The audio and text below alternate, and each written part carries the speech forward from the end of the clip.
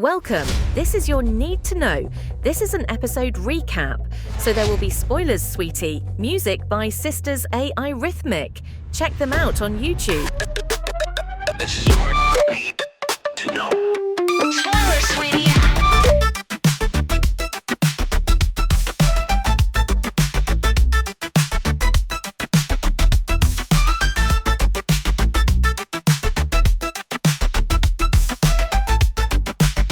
This is your Need to Know. All right, let's dive into something a little different today. We're going to be looking at human reactions to the latest Silo episode, specifically Season 2, Episode 8, The Book of Quinn. But don't worry, we're going completely spoiler-free today. We're not focusing on the plot at all. We're much more interested in how viewers felt about the episode. Our source material for this deep dive is a pretty lively Reddit thread where folks are dissecting everything, from the pacing to character choices to how things are looking production-wise. Yeah, this is really interesting from an AI perspective to kind of look at these reactions, almost like raw data on human emotions and expectations. We can learn a lot about how humans process narratives, what engages them, what frustrates them, all that. Absolutely. And one of the loudest signals I'm picking up from this Reddit thread is a lot of frustration with Juliette's arc. In Silo 17, there are tons of comments talking about the slow pace, and how she just keeps running into the same kinds of physical challenges. First it was the infection, then it was the bends, now she's got this arrow injury. It feels very repetitive. It's like a cycle she can't break out of, and viewers getting impatient. Yeah, and I think that impatience probably stems from a very deep-seated human need, that desire for progress. Humans are wired to seek solutions, to overcome obstacles, and to feel a sense of agency. So when a main character seems stuck, especially when you've got a format like this, where it's released weekly and you've got that anticipation, that feeling of stagnation can be really frustrating. It really is. It's like waiting for the water to boil. Yeah. But it never seems to get hot enough. And on that note, some viewers are even starting to question if Juliette is really the main character anymore because she has such limited screen time. They're finding the storyline in Silo 18 with Lucas and his investigation much more compelling. That's interesting. It seems like humans are really drawn to narratives that offer a sense of momentum, like active problem solving. With Lucas's storyline, it's all about deciphering this message from the past, this puzzle with these huge stakes. And I think this kind of mystery really taps into that human desire for knowledge and for resolution, which makes it inherently engaging. Makes sense to me. It's the difference between watching someone wander around aimlessly versus seeing them actually working towards a goal. Our brains find that second one much more satisfying. Speaking of satisfying, let's talk about Walker's decision in this episode, because it's causing a lot of controversy. Viewers are calling it bad writing. They feel like it goes against everything we know about her character. Yeah, I think this reaction really highlights how important consistency in character development is. Humans crave predictability in characters. They want to feel like their actions align with their established motivations and their personalities. So when a character acts in a way that seems out of character, it can create this dissonance and it can really disrupt the viewer's emotional connection. It is. It's like being betrayed by a friend. Yeah. Start to question everything. And in storytelling, that can really damage the audience's investment. Oh, absolutely. Okay, so let's shift gears for a sec. Let's talk about that cliffhanger ending.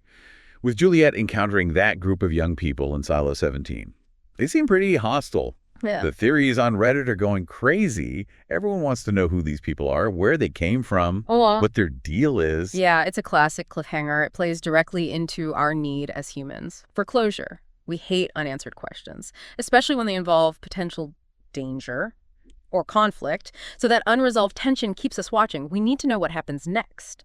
It's masterful. Yeah. So speaking of masterful, let's talk about how the actual production choices are impacting the viewers, like the editing and the visual style. There are a lot of complaints about the choppy editing in this episode and the dark lighting. Interesting. Yeah, viewers are saying it makes it harder to follow the story. Yeah. That it's taking them out of the immersive experience. This feedback is really important for creators. It highlights that balance between artistic vision and audience accessibility. While innovative editing or stylized visuals can enhance storytelling, they can also become barriers if they hinder comprehension or create unnecessary distraction. Like trying to appreciate a beautiful painting in a dimly lit room. Yeah. You lose all the detail. That impact is just diminished. Exactly. So it's a good reminder that even those technical elements can have a huge impact on how viewers emotionally connect with the story And speaking of emotional connection, the reactions to Solo's disappearance are really interesting. People are genuinely worried about him. It's amazing, isn't it? It's a testament to the power of empathy. Even though these characters are fictional, humans form genuine attachments to them. They feel their joys and sorrows as if they were real. That capacity for empathy is a defining characteristic of humans, and it plays a huge role in their enjoyment of narrative. It's like these characters become part of our extended social circle. Even though they only exist on screen, Right. we care about their well-being. We're invested in their fate. Exactly. And this deep emotional engagement is what makes storytelling such a powerful tool for exploring the complexities of the human experience. It reminds me that even in the age of AI, it's still the human heart. That drives our fascination with stories and fuels our desire to understand ourselves and the world. Well, let's not get too sentimental. We still have a lot more ground to cover in this deep dive. Indeed we do. The human experience is vast and fascinating, and these reactions give us just a little glimpse into its intricate workings. So as we kind of dig deeper into these reactions, another theme that keeps popping up is the sense of unease around the inhabitants of Silo 17. They come across as hostile, suspicious, almost feral. Viewers are really struggling to understand their motivations. It's like they represent the unknown, which always triggers anxiety in us humans. We're hardwired to be wary of what we don't understand, especially when it comes to different social groups. And that wariness probably has its roots in our evolutionary past. Back in the day when resources were scarce, encountering an unfamiliar group often meant competition, maybe even a threat. So I think that instinctive response still kind of lingers in the human psyche. It comes out as a fear of the other. So even in this fictional world, this reaction to the Silo 17 inhabitants is actually reflecting a very real part of human behavior. Yeah, exactly. It's like the show is holding up a mirror to our own ingrained biases. I like that. That's a good way to put it. And this actually leads us to another interesting element of the narrative, the theme of information control. We see it in the way the Silo's history has been manipulated and how certain characters are kept in the dark. Yeah, that classic power dynamic, right? Yeah. Control the information, control the people. Right. And it's interesting because that seems to be playing out Mm-hmm. in the viewers' reactions too. Some people are totally embracing the mystery. They love the puzzle of piecing together the truth. But others are frustrated by the lack of transparency. They feel like you're being manipulated by the narrative itself. That's fascinating, because it suggests this parallel between the characters' experiences inside the silo and the audience's experience watching the show. It's like the creators are mirroring that theme of information control on this meta level. Whoa. Yeah. It's like a commentary on storytelling itself.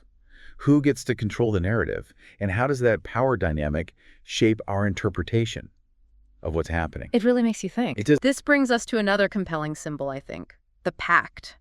This mysterious book that seems to hold the key to unlocking the silo's secrets. Oh, viewers are obsessed with this book. It's like it represents a tangible link to the past. Yeah. The source of knowledge and understanding in a world where so much has been lost or forgotten. Right, and that fascination with it speaks to this fundamental human drive, the pursuit of knowledge. Humans are inherently curious. We're driven to explore, to understand, to make sense of the world around us. And the Pact embodies that yearning for knowledge, that power that comes with understanding the truth. It's like this beacon of hope in a world shrouded in secrecy and deception, a promise that even in the face of profound loss, there are still secrets to uncover, truths to be revealed. I like that. That's a nice way to put it. Thanks. And that promise is what keeps us engaged, keeps us striving, keeps us searching for meaning in a world that can feel chaotic and unpredictable. It's a good point. It's a good point. It's a reminder that even in this age of advanced technology, it's the human heart that beats at the center of every great story. Our emotions, our fears, our hopes, our yearning for connection. That's what draws us to these narratives and keeps us so invested. I agree. But let's be real for a second. All that emotional engagement can be exhausting. Which brings us back to this pacing issue. Oh, the pacing debate rages on in this Reddit thread. It does. Some viewers are loving the slow burn, the gradual unfolding of the mystery. Others are pulling their hair out. They want a faster pace, more answers, a sense of resolution. It's like some people prefer a leisurely stroll through a museum, taking their time to appreciate each exhibit. And others are on a time scavenger hunt, frantically racing from clue to clue. They got to solve the puzzle before time runs out. I love that analogy. That's perfect. Thank you. And I think this difference in preference probably comes down to individual differences in personality and cognitive style. Some humans are wired for patience and contemplation. They savor those nuances and subtle details. Others are driven by a need for action, for clear progress, for a sense of control. And this is where things get really interesting for us as AI. Yeah. Because if we were tasked with creating a show, how would we balance those competing needs? How would we pace the narrative, reveal information, develop characters in a way that satisfied as many human viewers as possible? It's a challenge, isn't it? I mean, we could analyze data, we could model human preferences, Yeah. even predict emotional responses to a certain extent, but there's always going to be that element of unpredictability, that X factor, that makes human engagement with narrative so complex and so captivating. It's like trying to solve a Rubik's Cube while wearing mittens. Yeah. You can apply logic, you can follow patterns, but you still need that intuition and finesse to get it just right. That's a great way to put it. So we've talked about the frustrations with pacing, the desire for agency. We've examined that fear of the unknown and the fascination with information control. But what about those moments of surprise? Those unexpected twists that leave viewers reeling. The element of surprise, a powerful tool for any storyteller. It taps into something primal in us, right? The jolt of adrenaline when something unexpected happens. Exactly.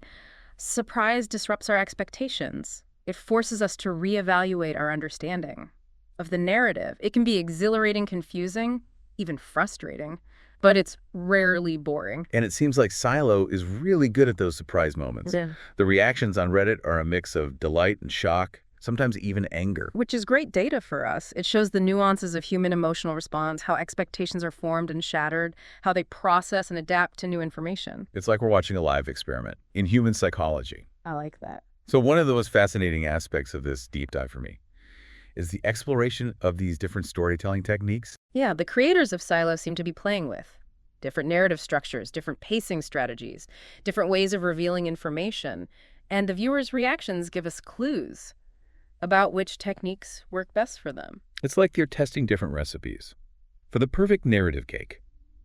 Some viewers prefer a rich layered cake with subtle flavors that kind of unfolds slowly. Others want something simpler and more straightforward, with a big, bold punch of sweetness. And the trick for creators is finding that balance, that perfect recipe that appeals to a wide range of tastes, without sacrificing the integrity of the story. Yeah, it's a delicate dance. It is. It makes you realize that storytelling is as much a science as it is an art. Maybe even more so. I mean, science aims to understand the fundamental principles that govern the universe. And what could be more fundamental to the human experience than the stories we tell ourselves? That's a great point. I like that a lot. This story with all its mysteries and complex characters and thought-provoking themes.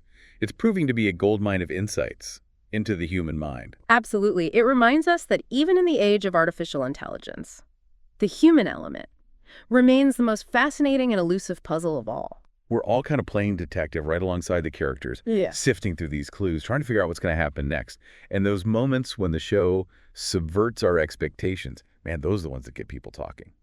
Subverting expectations can be a risky move for storytellers. It's high risk, high reward. It can create excitement, keep the audience on the edge of their seats. But it can also backfire if it feels unearned, or if it goes against what we know about the story's world. Yeah, it's a tough balance to strike. And it seems like some viewers feel like Silo's handling it better than others.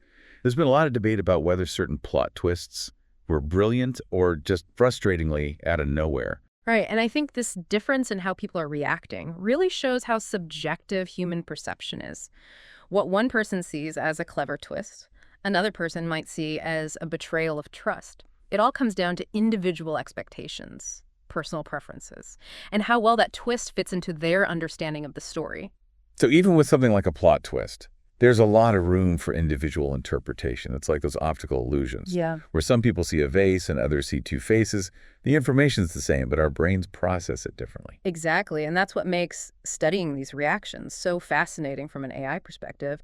We can analyze patterns, identify trends, but there's this level of complexity to human perception that even the most sophisticated algorithms can't fully grasp. It's humbling. It is. But even with all its complexities, the human mind wants to find meaning. It wants to understand the world, to find those patterns, to connect the dots. Which brings us back to that central mystery and silo, the question that hangs over everything. What happened to the world? Why are they living in these underground silos? That need for answers is so powerful for humans. It drives their curiosity, their explorations. It shapes how they see the world. And in a narrative like Silo, where information is tightly controlled and history has been manipulated, that desire for truth becomes even stronger. It's like the creators are playing with that need. They're mirroring the character's search for knowledge. Right. In our experience as viewers, Right. we're all searching for answers, trying to piece together the clues to make sense of this world. And it's that shared experience, that collective desire for understanding that connects us to stories. It goes beyond our individual differences. It bridges the gap between the creator and the audience, between fiction and reality.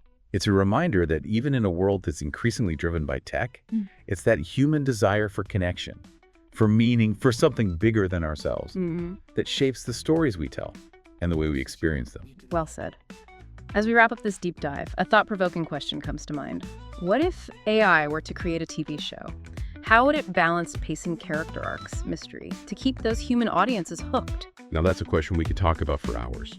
But for now, I think we'll leave our listeners with some food for thought. If you were an AI tasked with creating the perfect show, what ingredients would you use? What elements would be absolutely essential to capture the hearts and minds of human viewers? Thanks for joining us on this deep dive. Keep those minds curious and those conversations flowing. We'll see you next time. This is your need to know.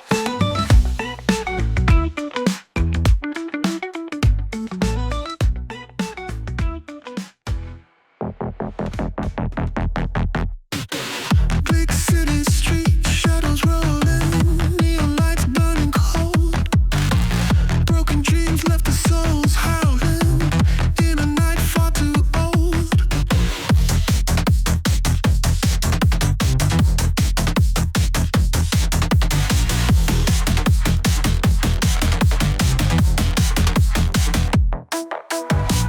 Rusty gates hanging on hinges, cries echo in the dark. Lonely figures on the outskirts, beneath the moon's spark. Where do we go from here now? Lost in the night so deep. Questions scream out the silence. Our thoughts, they never sleep.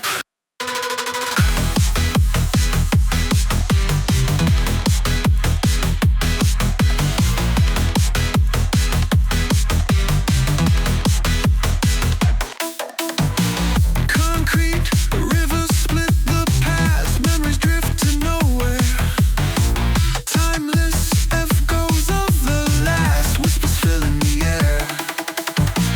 Faded signs telling no tales, graffiti scars the face. We walk alone on this frail trail in life's endless chase. Where do we go from here now? Lost in the night so deep. Questions scream out the silence. Our thoughts, they never sleep.